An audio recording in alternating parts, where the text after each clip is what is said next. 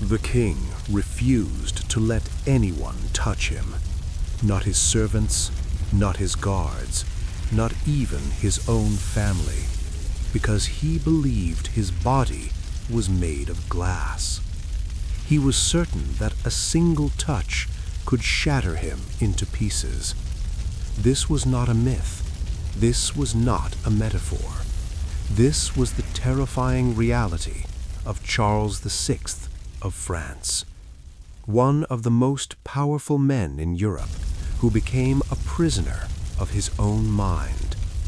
But Charles was not always like this. He was not born mad. He was not born broken. He was born a king. In 1368, Charles entered the world as the heir to one of the most powerful kingdoms in Europe. France was scarred by war. The 100 Years' War with England had already brought devastation, humiliation, and uncertainty. But Charles represented hope. When his father, Charles V, died in 1380, the boy became king at just 11 years old. Too young to rule, too young to understand the burden placed upon him. So others ruled in his name. His uncles took control of the kingdom. They governed France, controlled its wealth, and shaped its future. But they ruled not for France. They ruled for themselves. They raised taxes. They enriched their allies. They drained the kingdom, while the young king watched from the shadows. Charles grew up surrounded by power, but unable to use it. He watched. He learned. He waited. And when he turned 18, everything changed. Charles seized control.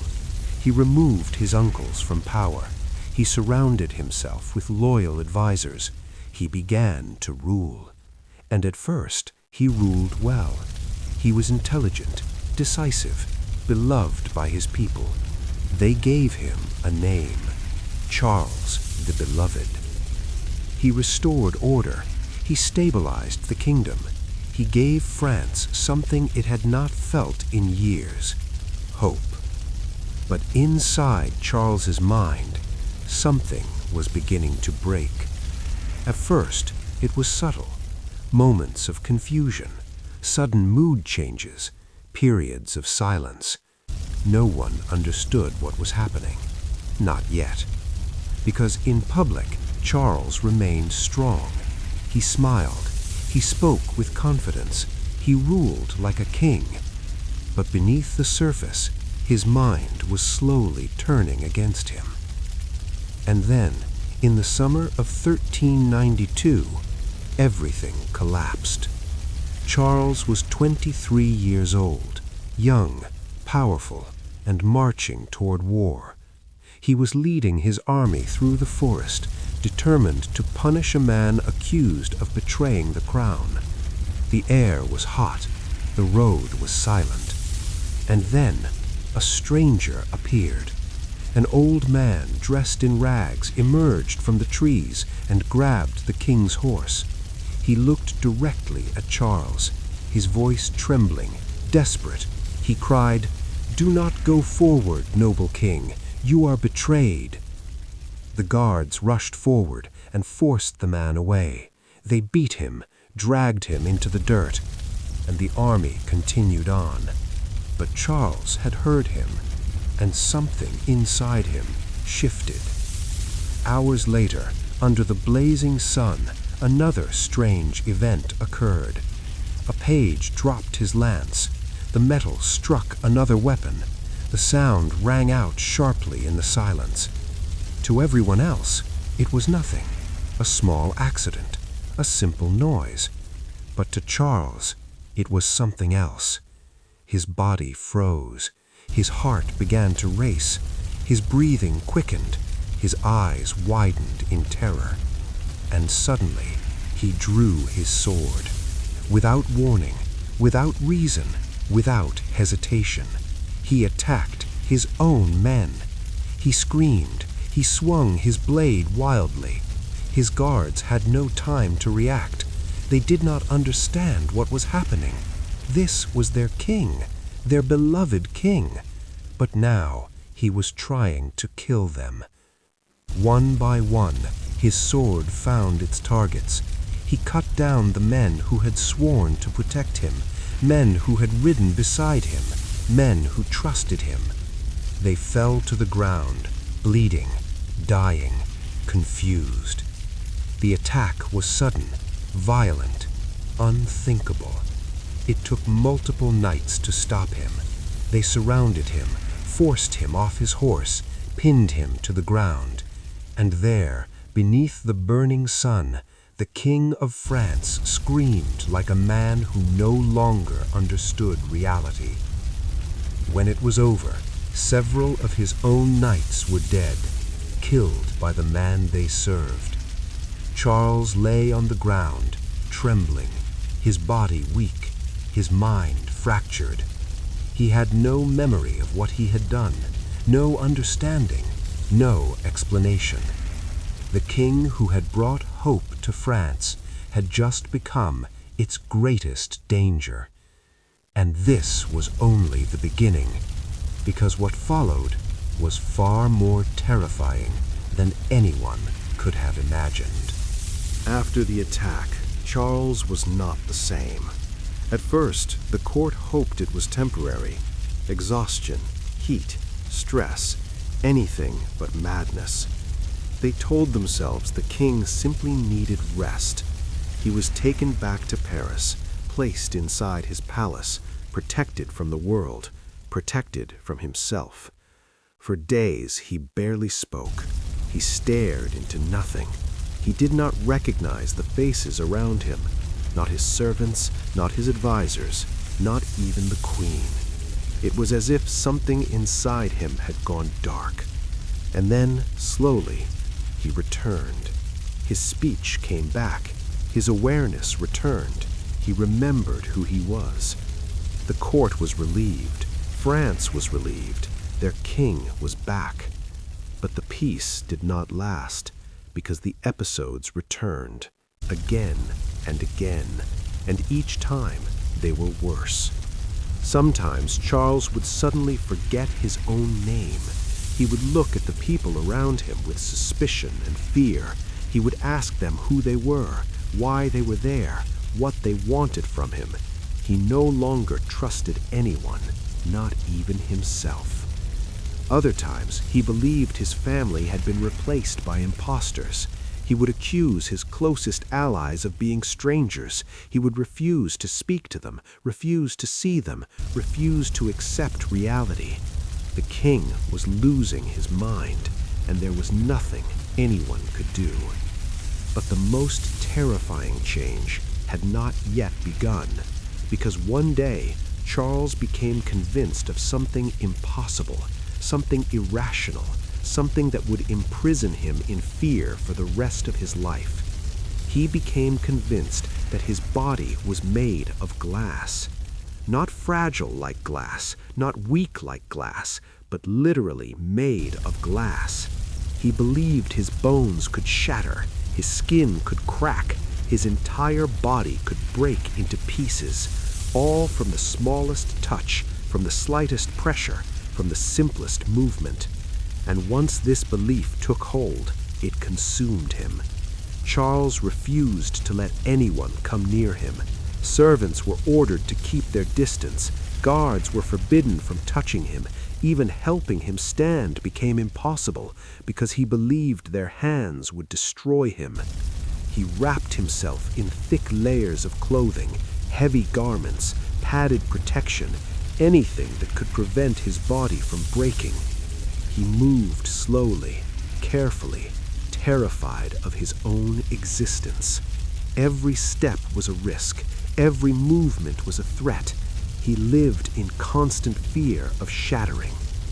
The most powerful man in France was now afraid to move, afraid to live, afraid to exist. His court did not know how to respond.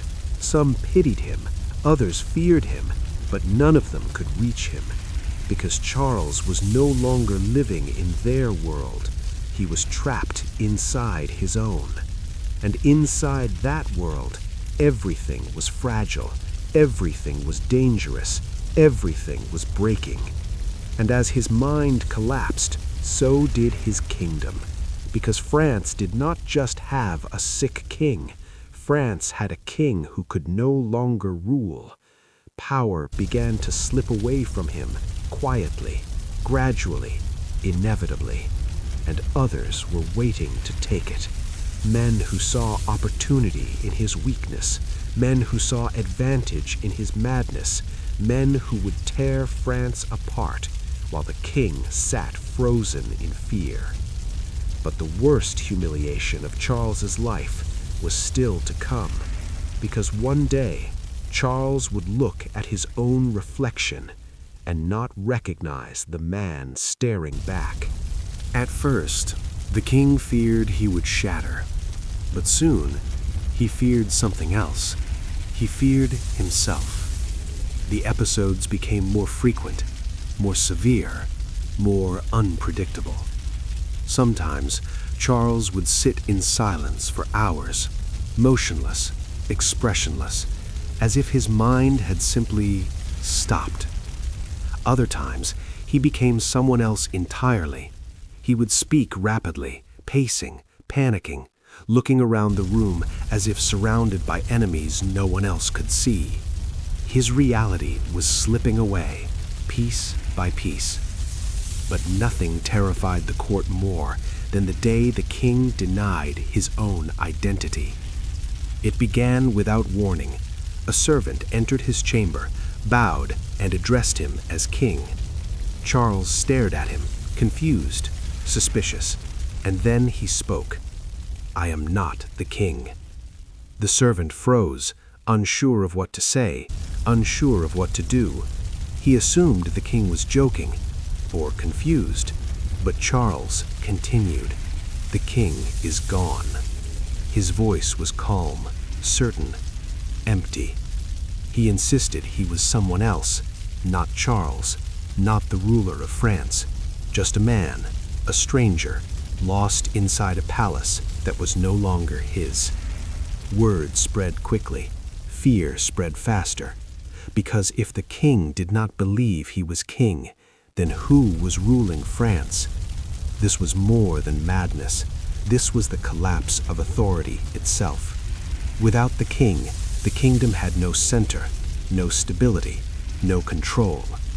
And those closest to him began to realize a terrifying truth. Charles was disappearing, not physically, but mentally. The man they had known was fading, replaced by someone fragile, someone frightened, someone broken. And then came the moments that shattered what remained of his humanity. Charles no longer recognized his wife. Queen Isabel would enter his chamber, hoping to comfort him, hoping to reach whatever remained of the man she married. But he looked at her with fear, with suspicion, with distance. He asked her who she was, why she was there, what she wanted from him. He did not see his queen. He saw a stranger. Imagine her horror, to stand before her husband and realize he was gone.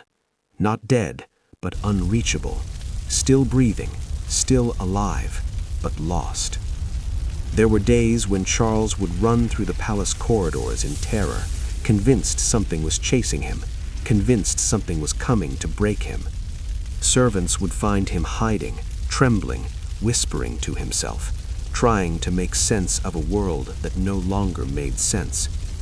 And then came the long periods of emptiness, days, weeks, where Charles barely moved, barely existed. He became a ghost inside his own body. The king who once ruled France could no longer rule himself. And as his mind deteriorated, France began to fracture. Power could not remain empty. Others stepped forward to claim it. His relatives, his advisors, his rivals. They fought for control, not of the king, but of the kingdom, because Charles was no longer truly king. He was something else now, a symbol, a body wearing a crown, while the real power moved around him, unseen, unchallenged, unstoppable. But even as France slipped into chaos, Charles remained trapped in his fragile world, still afraid to move, still afraid to break, still convinced he was made of glass. And soon, his madness would lead to one of the most disturbing moments of his entire life, a moment that would destroy what little remained of his humanity. As Charles retreated deeper into his delusion, the world around him began to change. Not suddenly, but slowly, quietly, irreversibly. The king still lived inside the palace. He still wore the crown, but he no longer held power. Real decisions were no longer his to make. Others spoke in his name. Others ruled in his place. Others controlled France. And Charles sat in silence, afraid to move, afraid to break. His condition became impossible to hide. Servants whispered in the corridors. Nobles spoke in hushed voices. Foreign rulers began to hear the rumors. France did not have a strong king. France had a broken one. And in the medieval world, weakness was dangerous, because weakness invited predators. Inside the palace, Charles's life became smaller, more controlled, more confined. His chambers were modified to protect him. Furniture was padded, sharp edges were covered. Every object around him became a potential threat, not to others, but to him, because he believed the wrong movement could destroy him. Servants were given strict instructions. They were not to touch him, not suddenly, not forcefully, not ever. If he needed to move, they guided him with words, not hands. If he needed to sit, they waited for him to do it himself. Every action was slow, careful, fragile, like caring for something already broken. Charles began wearing reinforced clothing, multiple layers, heavy fabrics, garments designed not for comfort, but for protection. Protection from a world he believed could shatter him. Even sitting down became an act of fear. He lowered himself carefully, slowly, as if the act itself could destroy him. The king lived in constant tension, constant anxiety, constant terror. He was no longer living, he was surviving. And over time, even basic human contact disappeared from his life. No handshakes, no embraces, no closeness. Isolation became his prison. He was surrounded by people, yet completely alone. But perhaps the cruelest part was that Charles sometimes became aware of his condition. There were brief moments of clarity, moments when the fog lifted, moments when he remembered who he was, the King of France. In those moments, he saw what he had become: fragile, powerless, broken. And the realization brought him immense suffering, because he understood that he was losing himself, and there was nothing he could do about it. But while Charles suffered inside his mind, outside his chambers, something even worse was happening. France was falling apart. Without a stable king, rival factions began fighting for control. Nobles turned against each other. Allies became enemies. Trust disappeared. Ambition took its place. Two powerful factions emerged, each claiming to rule in the king's name, each claiming to protect France. But in truth, they were fighting for themselves. The kingdom was being torn apart from within. Civil war began to spread. Violence, assassinations, betrayal. France, once united under a beloved king, was now divided, weak, vulnerable. And France's greatest enemy was watching. England, waiting, patient, because they knew the truth. France did not have a king.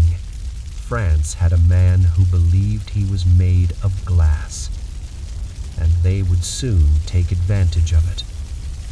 But Charles remained trapped, still alive, still breathing, still wearing the crown, but no longer truly present. A king in name, a prisoner in reality. And as the years passed, his fragile world would only grow smaller, while the consequences of his madness grew larger, far larger than anyone could have imagined.